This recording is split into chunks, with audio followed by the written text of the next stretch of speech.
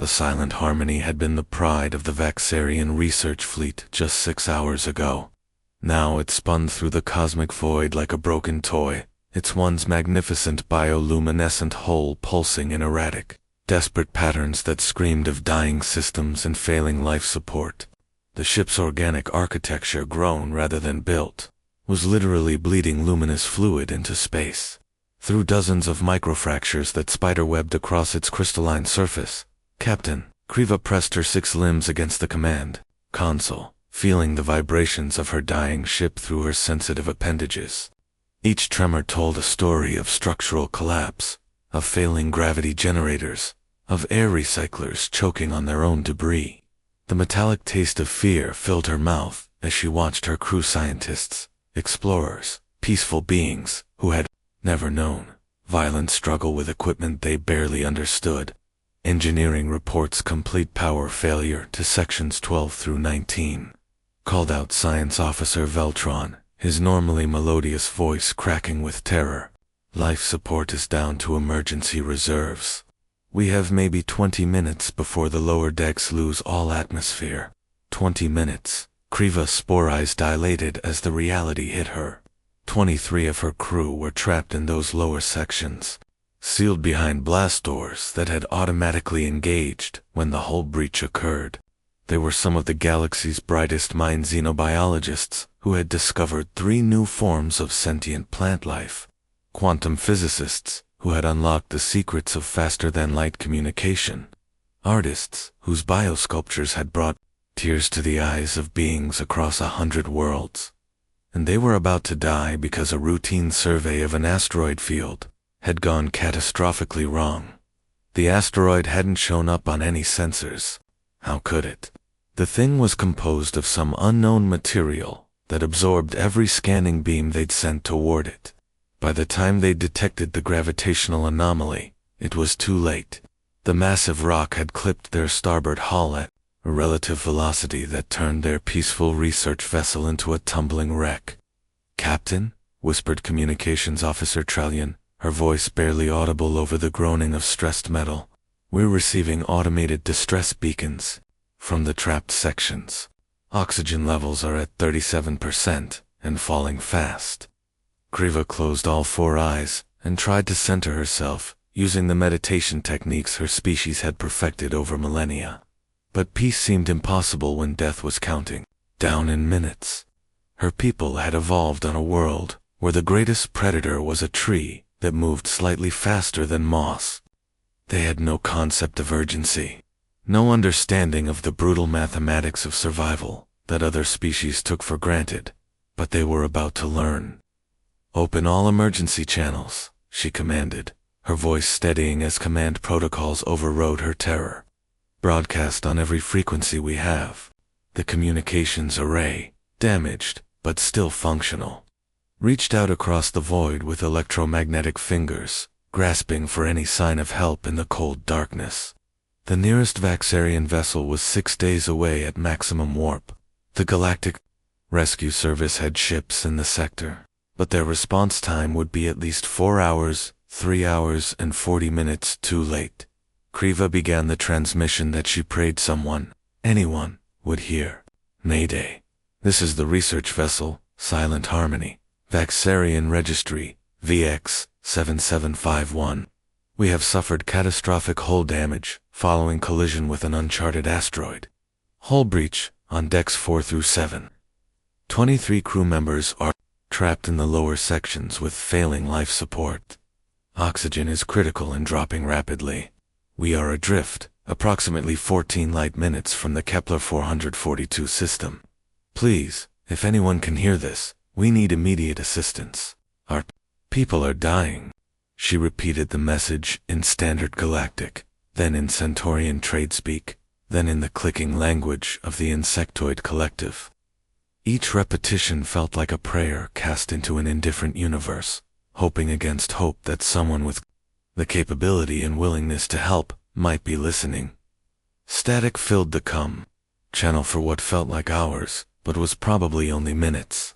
Kriva found herself counting heartbeats, measuring the remainder of her crew's lives in the steady rhythm of her own cardiovascular system. 43 beats. 44. 40-5. Then the static broke. Silent harmony. This is Captain Liam Parker of the Terran vessel Iron Wolf. We're inbound to your position. Hold on. The voice hit the bridge like a physical blow. Deep, gravelly, with consonants that sounded like they were being ground between stone wheels. It was a voice that spoke of violence barely contained, of predators who had clawed their way to the top of the food chain on a planet that actively tried to kill everything that lived on it. Humans. Kriva's blood crystallized in her veins. Around the bridge, her crew members made the gesture of final Pisa ritual, normally reserved for the moment before death. Through their breathing masks, she could see the pure, primal terror that had replaced their earlier panic. Every child in the galaxy knew the stories. Sol 3, the Death World, where evolution had gone insane. A planet of endless natural disasters, extreme weather, and creatures that killed for sport. And somehow, impossibly, one species had not just survived, but thrived in that hell. They had conquered their world, built ships, and spread into the galaxy. Like a virus of controlled violence, the Vaxarian archives contained reports that chilled the life essence. Humans who could function for days without sleep, who could lift 10 times their body weight, who could survive in atmospheric conditions that would kill most species in minutes. They were persistent predators who had literally run their prey to death across continents. Pack hunters whose social structures had evolved around warfare and competition, and now they were coming to help. "Sir," whispered Trellian, her voice shaking so badly the words were almost unintelligible. "Long-range sensors are detecting a ship approaching at impossible speeds. They're pushing their engines far beyond safe parameters." Kriva stared at the tactical display as a contact appeared at the edge of their sensor range, closing the distance with reckless abandon. The ship's energy signature was unlike anything in their databases, raw, brutal, efficient. It was a vessel designed by a species that viewed space as just another environment to be conquered. The Iron Wolf. Even the name sent shivers through her exoskeleton. But here was the part that broke her mind. They were coming. These legendary monsters, these apex predators from the galaxy's most feared world, had heard strangers crying for help and were racing through the void to answer that call. They were pushing their ship to its limits, risking their own lives for people they had never met. 15 minutes to intercept, reported Navigation Officer Kexanol, his normally steady hands trembling as they worked the controls. "Captain, what do we do?" "Our histories say there." "I know what they are," Kriva interrupted, surprising herself with the firmness in her voice. "But right now, they're our only chance." She opened the communication channel again, forcing herself to speak, despite the terror that wanted to lock her vocal cords. "Captain Parker, this is Captain Kriva, of the Silent Harmony. We are grateful for your response. Our trapped crew members have perhaps 10 minutes of oxygen remaining. The hull damage is extensive, and our rescue equipment is insufficient for the task." "Understood, Captain," came the reply. And was it her imagination? Or did that grinding voice carry a note of something that might have been compassion? "We're equipped for emergency extraction operations. Have your people stand clear of the damaged sections. We'll handle the rest." Stand clear, as if her crew could somehow interfere with whatever these humans planned to do.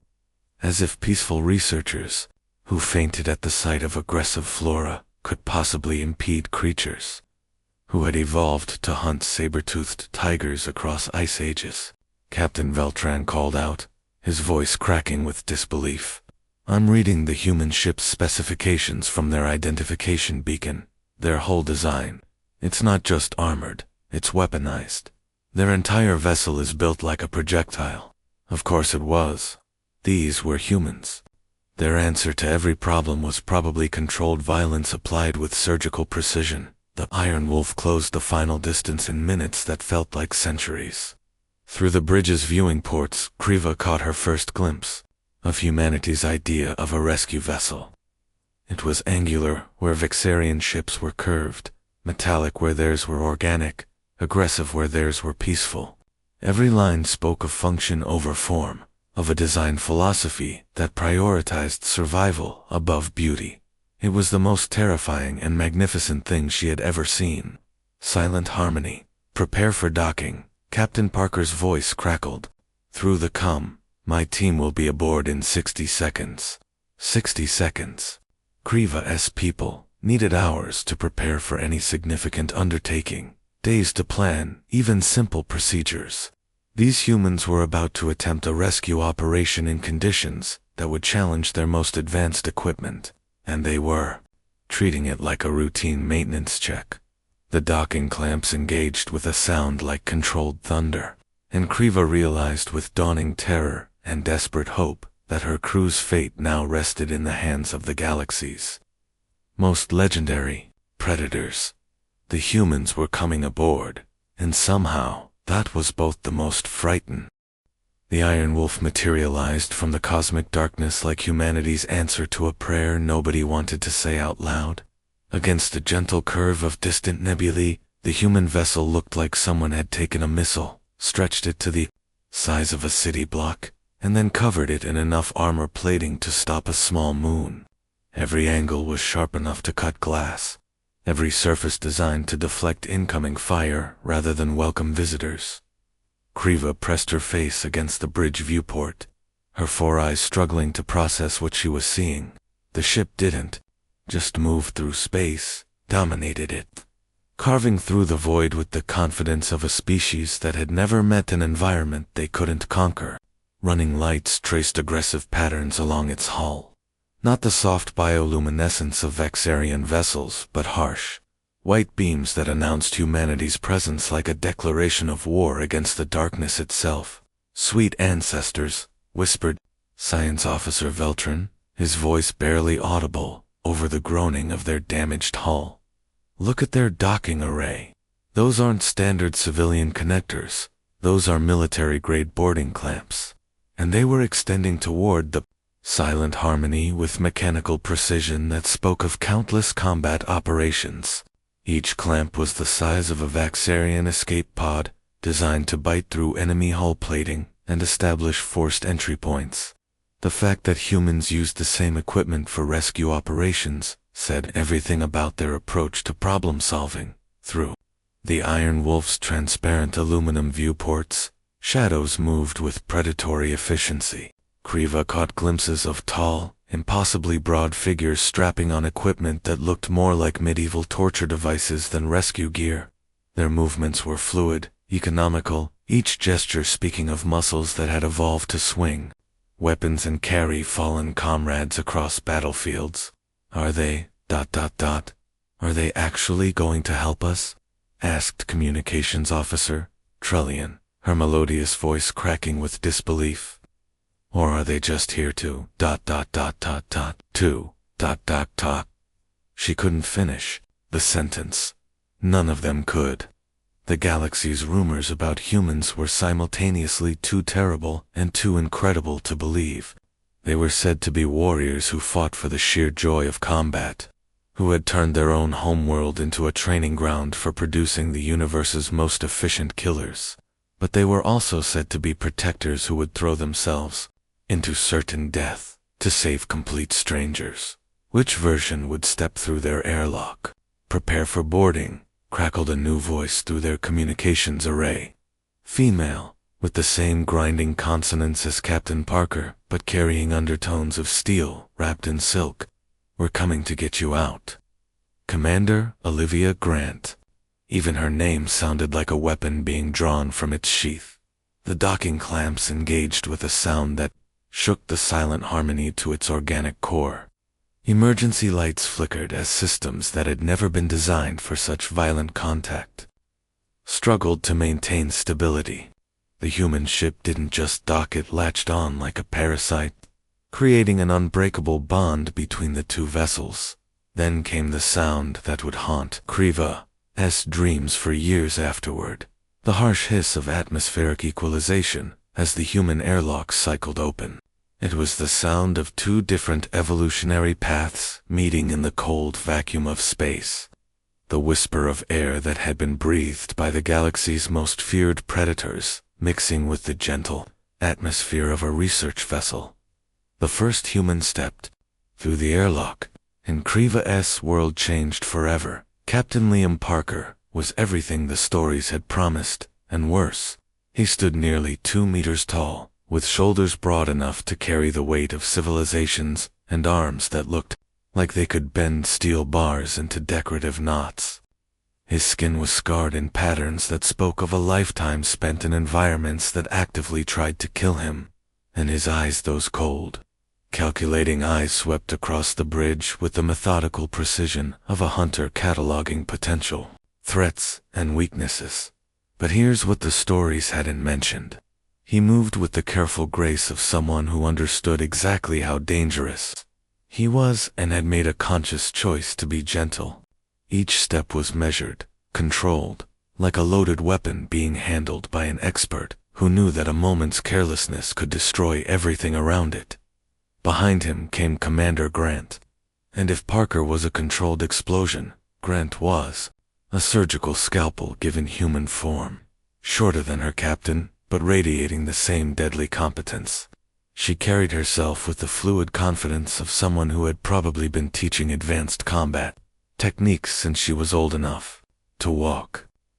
Her dark hair was pulled back in a severe ponytail that looked like it could double as a garrote in a pinch. Rodriguez followed, stocky, powerful, with hands that looked like they could crush diamonds, but moved with the delicate precision of a master craftsman. And finally Thompson, lean and wiry, his eyes constantly scanning their surroundings, like a security system looking for weaknesses to exploit, for humans, for representatives of the species that had conquered a death world, and then decided that wasn't challenging enough, and they were here to help, maybe, hopefully, unless this was all some elaborate prelude to whatever humans did when they encountered new species to study, dissect, or add to their growing collection of conquered worlds. "Where are your trapped crew?" Parker asked, and his voice carried the same gentle roughness that had come through the communications array. It was like listening to an avalanche trying to comfort a child. Terrifying in its implications, but somehow reassuring in its intent. Found her voice, though it emerged as barely more than a whisper. Deck 5. Sections 12 through 15. The blast doors auto-sealed when we lost hull integrity. They have maybe 8 minutes of oxygen left. 8 minutes. She waited for the humans to ask about schematics, to request detailed technical specifications, to demand a full briefing on the structural damage before attempting any rescue operation. That's what any sane species would do. Instead, Parker simply nodded and turned to his team. Grant, Rodriguez cutting gear and emergency oxygen. Thompson, you're on structural analysis. I want to know if we can move freely through those sections, without bringing the whole deck down on everyone's heads. The efficiency was breathtaking. No lengthy discussions, no committees, no careful deliberation. Just instant assessment and immediate action. It was like watching Evlis's answer to bureaucracy, a species that had streamlined decision-making down to its absolute essentials, because hesitation meant death on their homeworld. "Captain," Thompson said, consulting a device that looked like it had been designed to analyze enemy fortifications. "The damage is extensive, but manageable. The hull breach created a cascade failure in the structural integrity field, but the primary supports are still solid. We can get through, but we'll need to move fast." Move fast? Of course they would. These were humans. Their solution to every problem probably involved moving faster than physics should allow, and hitting harder than mathematics suggested was possible. Grant was already unpacking equipment that made Kriva's research instruments look like children's toys. Plasma cutters that could slice through neutronium, emergency atmosphere generators that could create breathable air from raw hydrogen, medical scanners that could probably diagnose diseases that hadn't been invented yet. But it was Rodriguez. who produced the device that made every Vaxarian on the bridge take an involuntary step backward. It looked like a cross between an industrial jackhammer and a directed energy weapon, with components that glowed with barely contained power. Molecular resonance disruptor, he explained casually, as if he were discussing the weather. For clearing. To breathe. Don't worry, it's perfectly safe, as long as you're not made of reinforced titanium composite. Perfectly safe. Sure, just like everything else about these bipedal natural disasters was. Perfectly safe. Parker was studying the damaged sections with the focused intensity of a surgeon planning a complex operation. His scarred hands traced patterns on the tactical display, calculating angles and entry points with mathematical precision that spoke of extensive experience in hostile boarding operations. We'll need to approach from 3 different vectors, he said, more to his team than to the main structural collapse is blocking the primary access route, but we can cut through the maintenance shafts and establish a temporary atmosphere pocket around the trapped personnel. What about the hull integrity? Asked Grant, her voice carrying the kind of professional concern that suggested she'd probably performed similar rescues in conditions that would make this look like a routine maintenance check. We'll manage, Parker replied, and something in his tone suggested that managing was a human superpower that involved rewriting the laws of physics. Through sheer stubborn refusal to accept defeat, without another word, the 4 humans moved toward the damaged sections with the coordinated precision of a pack that had hunted together across multiple worlds. They didn't run, that would have suggested panic, and humans apparently didn't do panic. Instead, they moved with the purposeful stride of predators who had identified their prey and were closing in for the kill, except in this case, their prey was death itself, and they were hunting it to save lives rather than take them.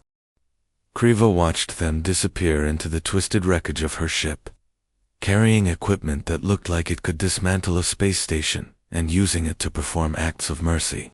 Fear and awe collided in her mind, like matter meeting antimatter, creating an explosion of emotions she didn't have words for. These were the galaxy's monsters, the bipedal nightmares that entire civilizations whispered about in their darkest legends. They were apex predators from a world that had tried to kill them every day for millions of years. Warriors who had turned survival into an art form and violence into a science, and they were risking everything to save 23 strangers whose names they didn't even know. The last thing Kriva heard before the humans vanished into the damaged sections was Rodriguez's voice, calm and professional as he coordinated with his team. Remember, people, we've got 8 minutes to perform a miracle.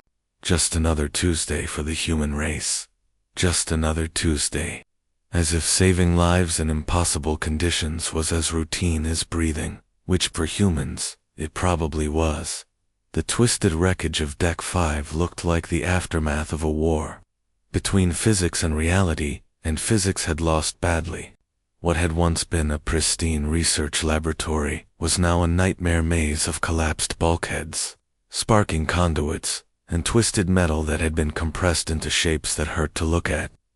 The emergency lighting cast everything in hellish, red shadows, creating the perfect backdrop for what was about to become either the galaxy's greatest rescue or its most spectacular failure.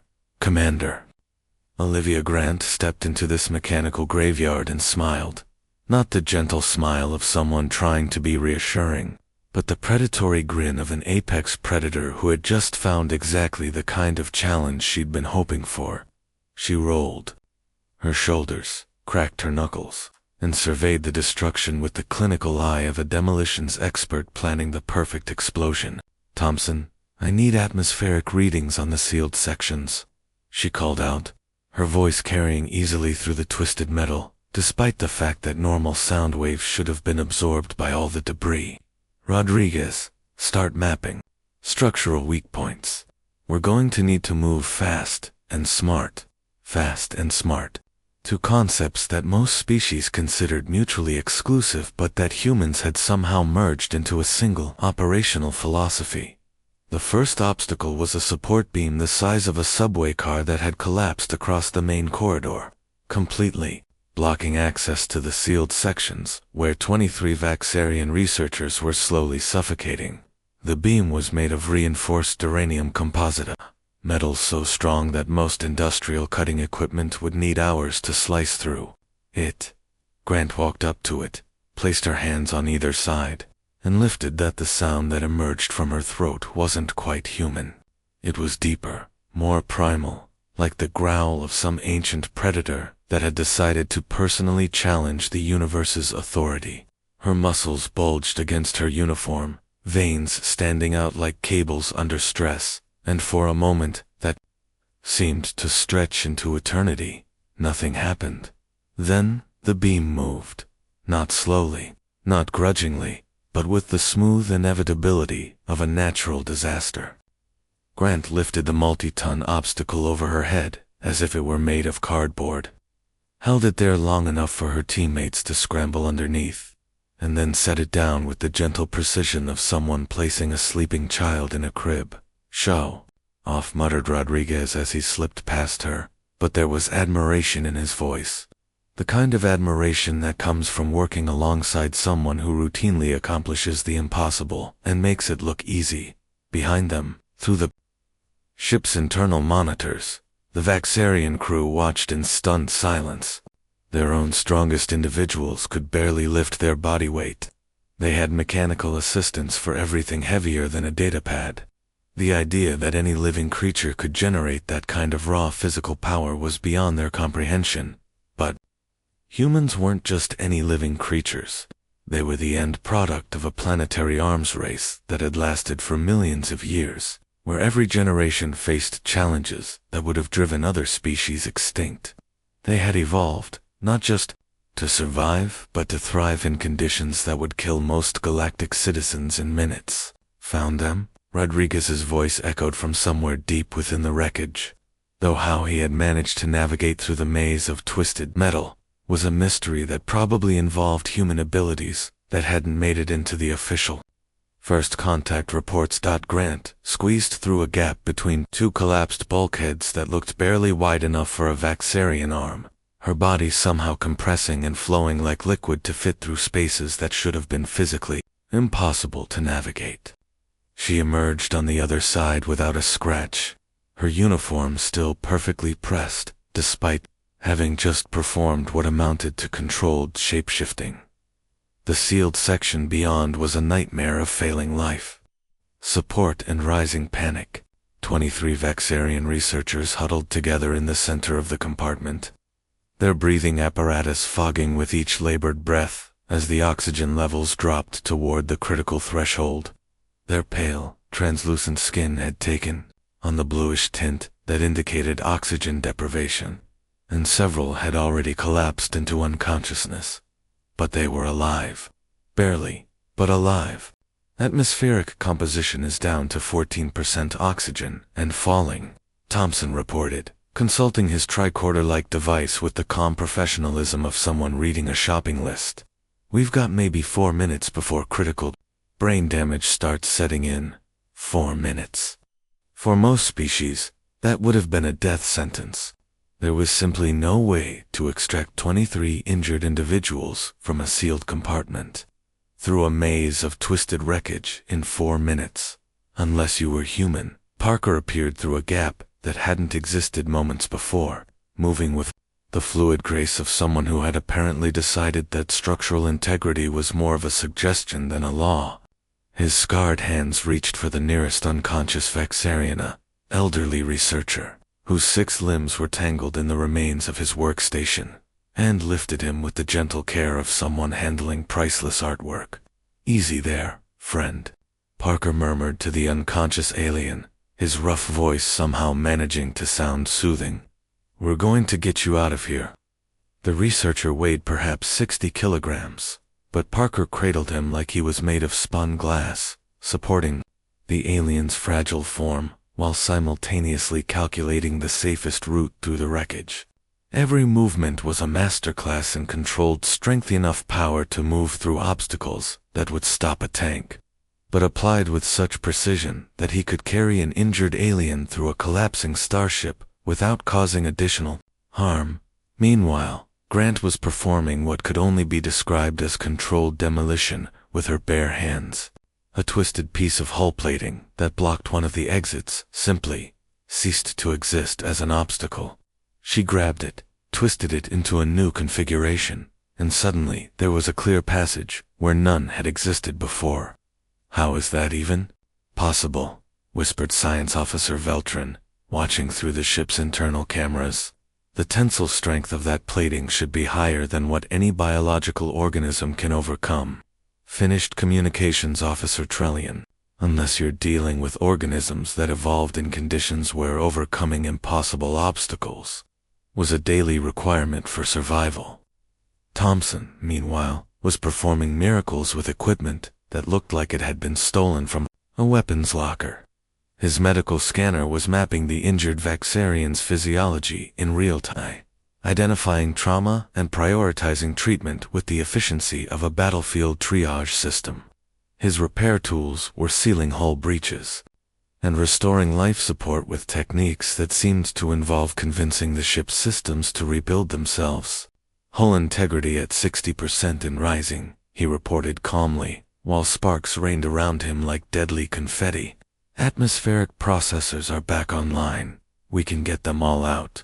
All of them. Not some of them, not most of them, but all of them, because humans apparently didn't believe in acceptable losses when it came to rescue operations."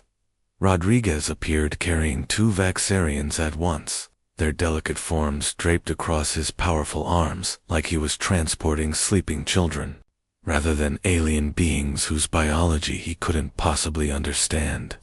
His molecular resonance disruptor had carved a path through the wreckage that looked like it had been planned by a master architect, creating a route that maximized safety while minimizing travel time.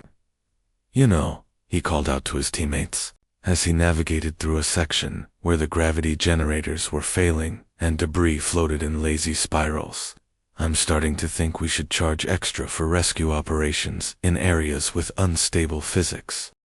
Leave it to a human to crack jokes while performing the impossible." But that gallows humor wasn't just bravado.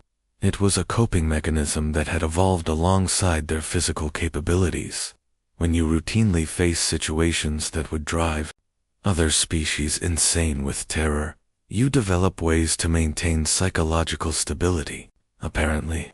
That included treating physics-defying rescue operations as just another day at the office. The extraction proceeded with the mechanical precision of a military operation and the gentle care of a medical procedure. Each human had unconsciously taken responsibility for specific aspects of the rescue. Grant cleared obstacles. Parker provided medical support. Thompson handled technical systems, and Rodriguez managed logistics. They moved like they'd been doing this together for decades, which they probably had. Within 3 minutes saw 23 Vaxarian researchers had been extracted from what should have been their tomb and were being transported to safety. The humans carried them through passages that had been impassable moments before, protected them from falling debris that could have pulverized their fragile forms, and somehow managed to maintain gentle, reassuring contact even while performing feats that redefined what was physically possible. "Medical bay is prepped and ready," came Captain Parker's voice over the comm system. "Dr. Foster is standing by with full trauma protocols." Dr. Foster, another human who had apparently decided that the impossible was just a starting point for Tuesday afternoon. Kriva found herself wondering what kind of medical training prepared someone to treat aliens whose biology was completely unknown, using techniques that probably hadn't existed until humans needed to invent them. As the last of the rescued Vaxarians disappeared into the Iron Wolf's medical bay, Grant paused at the threshold between the 2 ships. She looked back at the twisted wreckage that had nearly become a tomb for 23 brilliant researchers, and for just a moment, her expression softened into something that might have been satisfaction. Not the satisfaction of a job well done, but the deeper contentment of someone who had just used their abilities that could have conquered worlds to preserve life instead of destroying it. All clear, she reported to her captain. No casualties, minimal additional structural damage. The Vaxarians are going to need some medical attention, but they'll all make full recoveries. Spoken with the confidence of someone who had just redefined what was medically possible through sheer refusal to accept defeat. As the airlocks sealed and the two ships separated, Kriva realized she had just witnessed something that would change the galaxy's understanding of what humans truly were. Not the monsters from the stories, not the bipedal weapons that haunted civilized nightmares, but something far more terrifying and wonderful. They were the species that had looked at a universe full of impossible challenges and decided that impossible was just another word for Tuesday. And they were using that power to save lives. The medical bay of the Asterisk, Iron Wolf Asterisk, was everything Kriva had expected from a human vessel, and absolutely nothing like what she'd imagined a place of healing should look like. The walls were lined with what appeared to be surgical instruments crossed with medieval weapons. Devices that gleamed with sharp edges and glowed with barely contained energy. Everything was angular, efficient, designed with the same brutal functionality that characterized the rest of the ship. It was a medical facility, built by a species that had apparently decided that even their hospitals needed to be ready for war. The 23 rescued Vaxarians huddled together on biobeds that looked like they could double as interrogation tables. Their pale, translucent skin almost glowing under the harsh white lights. Their breathing was labored, their movements weak from oxygen deprivation, and their 4 eyes darted nervously around the room as they tried to process the alien environment they'd been thrust into. They were alive, but they were also surrounded by predators. Dr. Emma Foster moved between her patients with the fluid grace of someone who had probably been performing emergency surgery since before she could walk. She was shorter than the other humans Kriva had encountered, but there was something about the way she carried herself that suggested she might actually be the most dangerous person on the ship. Her hands that looked like they could crush skulls or tear through reinforced metal, moved over her patients with the delicate precision of a master artist working on a priceless sculpture. Severe oxygen deprivation, but no permanent neural damage, she murmured to herself as she ran. A scanner that looked like a cross between a medical tricorder and a plasma rifle over one of the unconscious researchers. Elevated stress hormones, minor lacerations from debris impact, but overall condition is stable. Her voice carried the same rough consonants as the other humans, but underneath the predatory growl was something that made Kriva's chest tighten with unexpected emotion, compassion, real, genuine concern for beings she had never seen before, whose biology she couldn't possibly understand, whose very existence meant nothing to her species' survival. The first patient she worked on was Velmer, an elderly xenobotanist whose 6 limbs had been tangled in the wreckage of his laboratory. Dr. Foster's torture devices turned out to be surgical instruments of impossible precision, tools that could apparently perform cellular repairs at the molecular level. She worked with the focused intensity of someone defusing a bomb, but her touch was so gentle that Velmer actually relaxed under her care. "Easy there," she whispered to the unconscious alien, her voice carrying the same soothing tone that human mothers probably used with their young. "You're safe now. We're going to take good care of you." Safe. The word seemed impossible in this environment, surrounded by creatures that could kill with casual gestures, but somehow it felt true. These humans, these legendary monsters, had turned their killing instincts into healing ones, repurposing their predatory precision for acts of mercy. "Doctor," called out Rodriguez from across the bay, where he was helping to stabilize another patient. "What's the prognosis on the young one with the cranial trauma?" Foster didn't even look up from her work. "Concussion, but nothing that won't heal with proper rest and nutrition. Their neural pathways are more resilient than I expected." Fascinating evolutionary adaptation. Fascinating evolutionary adaptation. She was studying alien biology in real time, learning the intricacies of a completely unknown species while simultaneously saving their lives. It was the kind of multitasking that spoke of a mind trained to function under impossible pressure, to make life or death decisions while processing information that could reshape scientific understanding. But that wasn't the part that made Kriva's breath catch in her throat. It was the way Foster smiled when the young researcher's eyes fluttered open. The genuine relief that crossed her features when his vital signs stabilized, the careful way she adjusted his position to ensure maximum comfort. This human, this apex predator from a world that had tried to kill her every day for her entire life, cared about a complete stranger's comfort. Captain Parker appeared at Kriva's side with the silent efficiency of someone who had learned to move without disturbing patience. Up close, he was even more intimidating than she'd realized. His scarred hands told stories of battles fought and won. His cold eyes held the kind of focus that came from making split-second decisions about life and death, and his entire presence radiated the controlled violence of someone who had climbed to the top of the food chain and stayed there.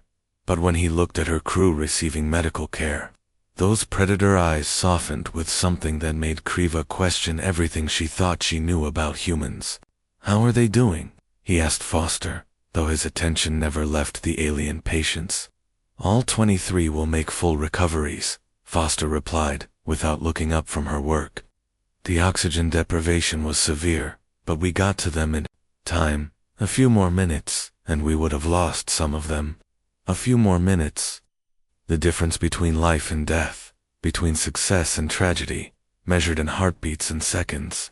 And these humans had covered that gap through sheer refusal to accept defeat. Kriva found her voice, though it emerged as barely more than a whisper. "Why?" Parker turned those calculating eyes toward her, and she felt like she was being studied by a predator, deciding whether she was prey or potential ally. But his expression remained gentle, almost paternal. "Why? What? Why did you come? Why did you risk your lives for us?" The words tumbled out of her in a rush, driven by confusion and gratitude and terror that she couldn't quite name. "We're nothing to you. We can't fight. We can't help you conquer anything. We're just ... researchers, scholars.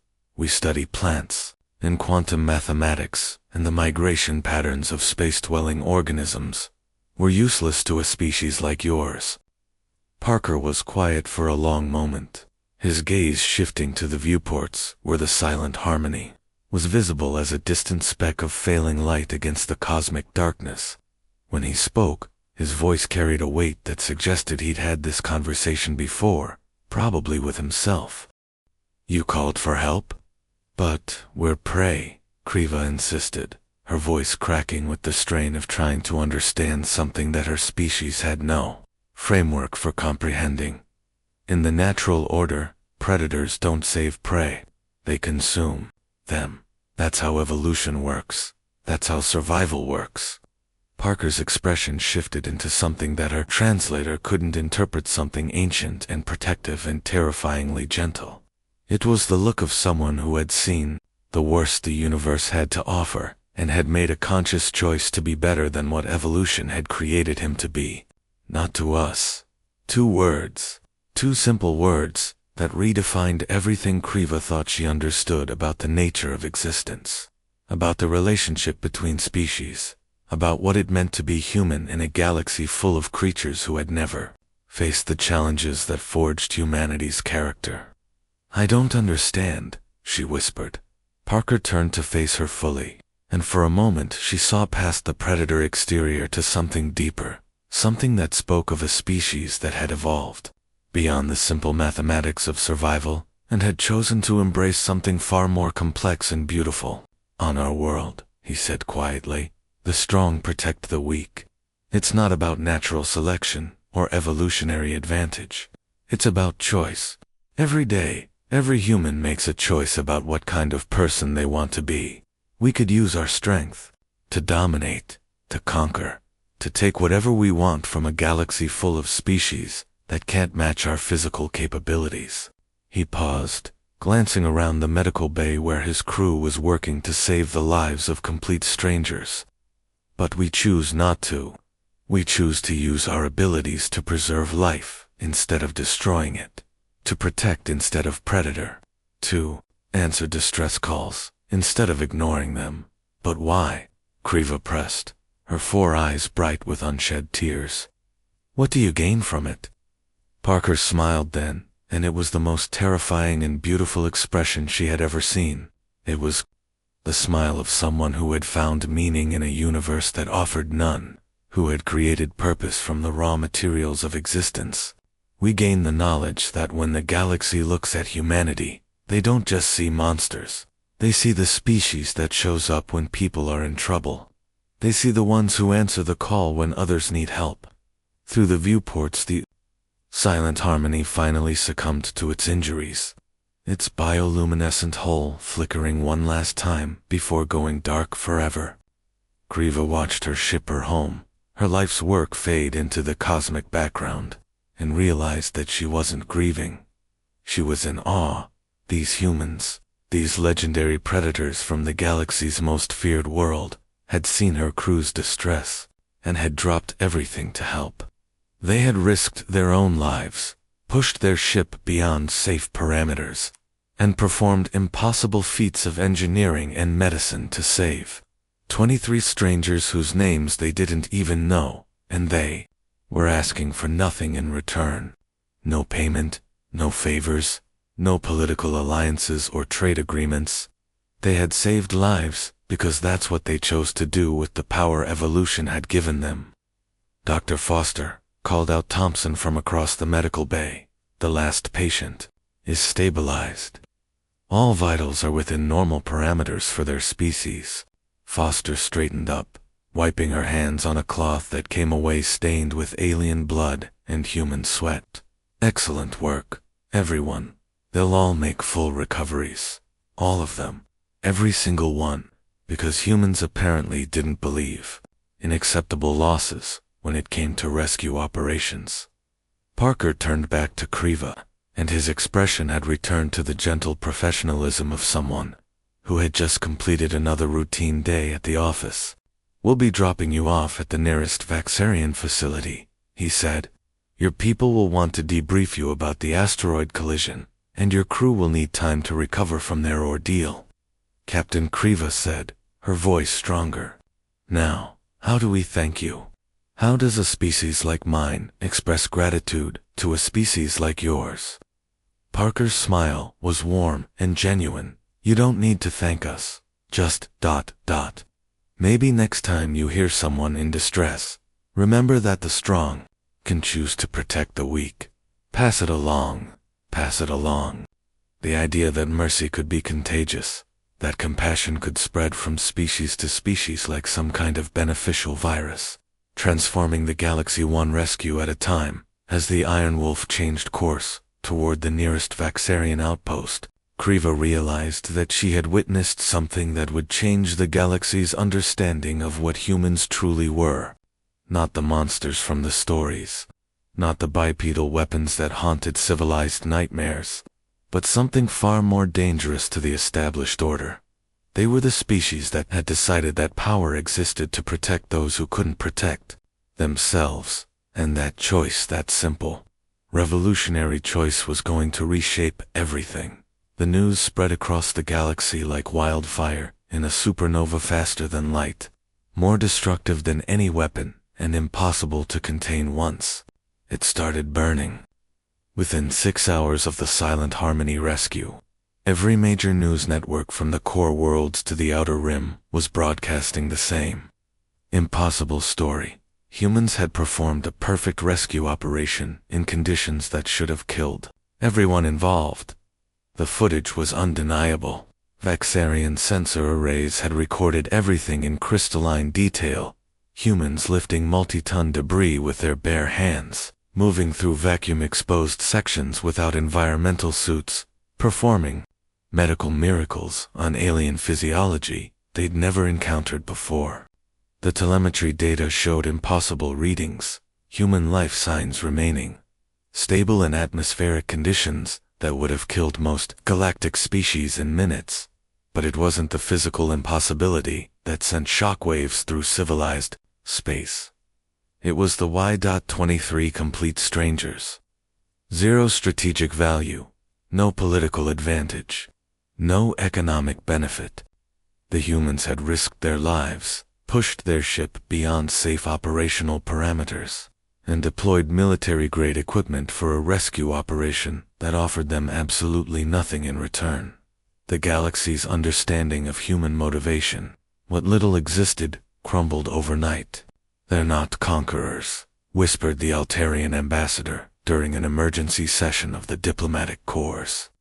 "Conquerors don't save their prey. Then what are they?"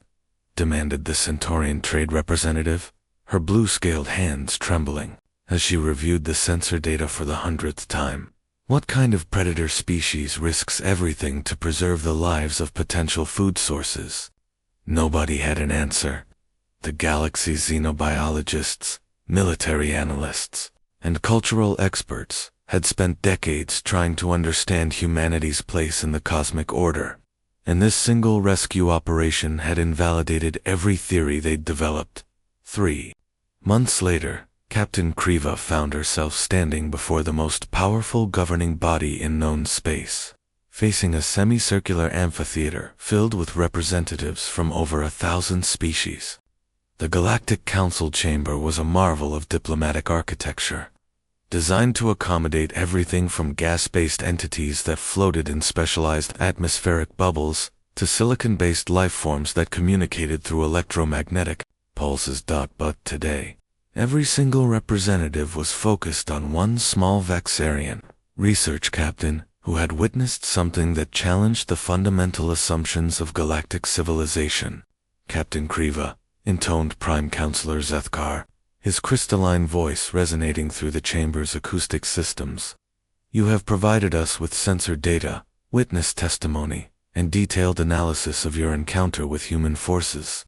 Your crew has undergone extensive debriefing, and your ship's logs have been verified by independent sources." Kriva nodded, her 4 eyes scanning the assembled representatives. She could see the fear in their expressions, the same fear she'd felt when the Iron Wolf had first appeared on their sensors. But underneath that fear was something else: confusion, uncertainty, the growing realization that everything they thought they knew about humans might be wrong. "We have reviewed your testimony extensively," continued Zethkar, "and we find ourselves, troubled by the implications. You are asking us to believe that a species known for its aggressive territorial expansion, its violent history, and its conquest of one of the galaxy's most hostile worlds, chose to risk their lives to save yours." "I'm not asking you to believe anything," Kriva replied, her voice steadier than she felt. "I'm telling you what happened. The humans received our distress call and responded within minutes. They performed a rescue operation that should have been impossible, saved every member of my crew, and asked for nothing in return." Counselor Vex of the Peaceful Commerce Alliance leaned forward, his expression a mixture of disbelief and barely contained horror. "You're telling us that these Deathworld predators ... helped you?" The question hung in the air like a toxic cloud, pregnant with implications that nobody wanted to explore.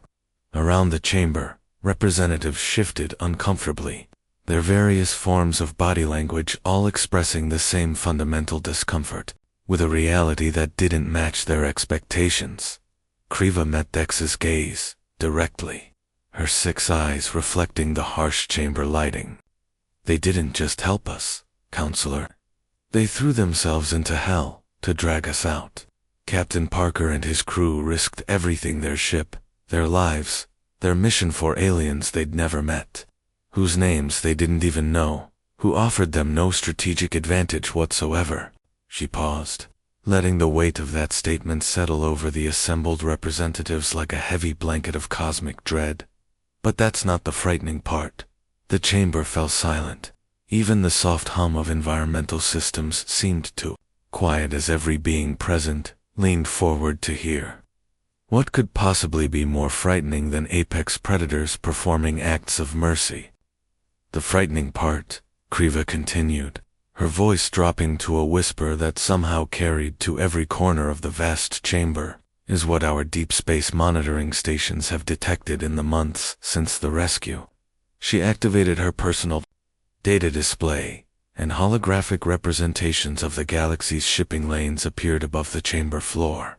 Bright lines traced the movement of vessels across known space, the normal patterns of trade, exploration, and diplomatic travel that had remained consistent for centuries. But overlaid on those familiar patterns were new trajectories, dozens of them, ships moving with purpose across vast distances, changing course mid-journey, abandoning planned routes to race toward coordinates that had no apparent strategic value. Human ships, Kriva explained, her voice growing stronger as she processed the magnitude of what she was revealing. Every time someone screams for help, a disabled freighter, a colony facing natural disaster, a research vessel in distress, they answer. Every single time. The implications hit the chamber like a physical blow. Representatives began murmuring, among themselves in dozens of languages, their conversations creating a babel of confused voices, trying to process information that challenged everything they understood about predator behavior. "That's impossible," stammered Ambassador Velker of the Merchant Guild, his tentacles writhing with agitation. "No species commits resources to helping strangers without expecting something in return.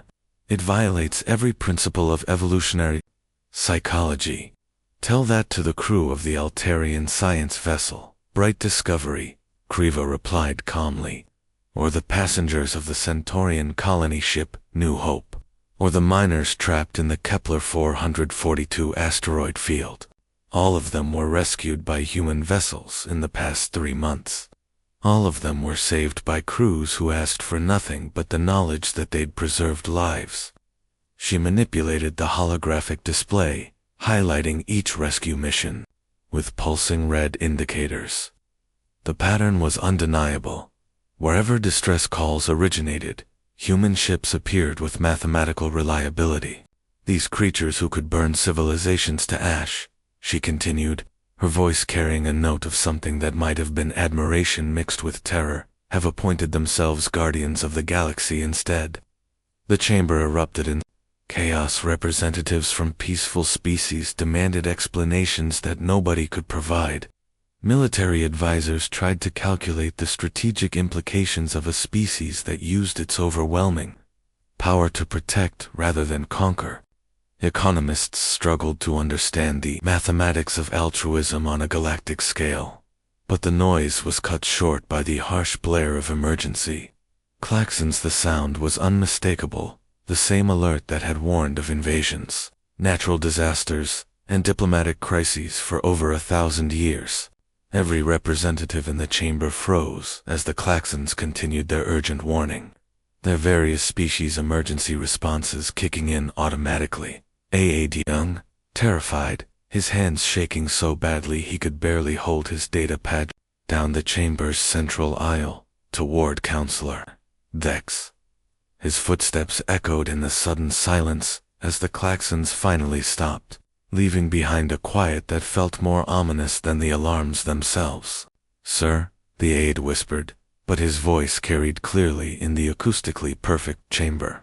"We're receiving multiple priority distress calls from across the Outer Rim sectors. Pirate attacks on 3 separate trade convoys, catastrophic system failures on the generation ship Eternal Journey, and a plague outbreak on the mining colony at Kepler 186F. Vex looked at the datapad, his expression cycling through confusion, realization, and something that might have been cosmic horror. His hands, steady enough to negotiate peace treaties and trade agreements, trembled as he processed the information. "Let me guess," Kriva said quietly, her voice cutting through the tension like a blade through silk. "Human ships are already responding to every single call." The silence that followed was absolute. No murmurs, no shifting, No environmental sounds, just the weight of realization settling over 1,000 different species as they processed the implications of what they were learning. Vex nodded slowly, his voice barely audible. According to our tracking stations, ... Yes, 17 human vessels have already changed course toward the distress locations.